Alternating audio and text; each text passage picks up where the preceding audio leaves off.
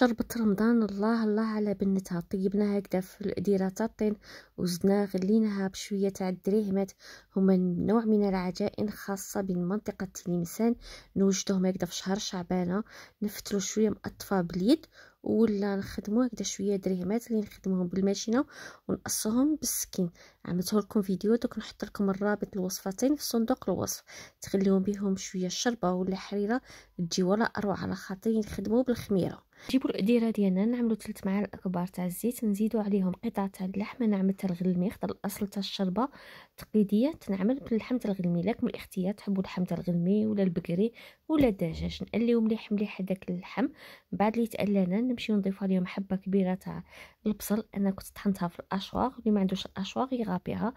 نقليه مليح مليح هذاك البصل، نعاود نمشي نضيف له ملعقه كبيره تاع طماطم مصبره وملعقه صغيره تاع هريسه حاره كانت عندي في الكونجيلاتور. نقليهم هكذا في المرحله الاولى باش نقصنا درجه الحموضه.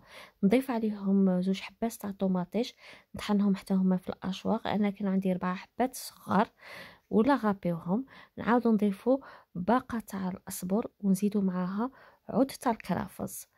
نعاود نمشيو نضيفو حفنه تاع الجلبان، انا كان عندي في الكونجيلاتور شلته من الكلاصون اللي فيه. ونضيفو حبه تاع الجزر قصها الى مكعبات صغيره، نصف حبه تاع الكابويه قصها الى مكعبات صغيره. بالنسبه للتوابل استعملت ملعقه صغيره تاع الملح، نصف ملعقه صغيره تاع الفلفل الاسود، 2 ملاعق صغار تاع الفلفل الاحمر الحلو، ونصف ملعقه صغيره تاع الفلفل الاحمر حار تجيبنينا كي تكون شويه حاره. نخلي كل شيء يتقلى. من بعد اللي يتقلى لي كل شيء نمشي نقدرها بكميه من الماء الكافيه على حسب ما يطيب لنا هذاك اللحم. من بعد اللي طابون هذوك قطع تاع اللحم نحي هذاك الاصبر ونمشيو نعصروهم لغايه الغايه راه البنه في هذاك الاصبر بنات عصروهم مليح مليح. ونعاود نمشيو نغليها. انا غليتها بشويه تاع الدريهمات اللي خدمناهم في الدار، واللي ما عندوش الدريهمات يعمل شويه مقطفه ولا عملوا شويه فداوش ولا رز ولا لسان الطين. وكي طيبوا لكم كلمسة أخيرة تاع شربة تاع ناس تلمسان نمشيو نحكو له شوية تاع نعناع الفطور هكذا بين يدينا. وبصحتكم الشربة تاع رمضان.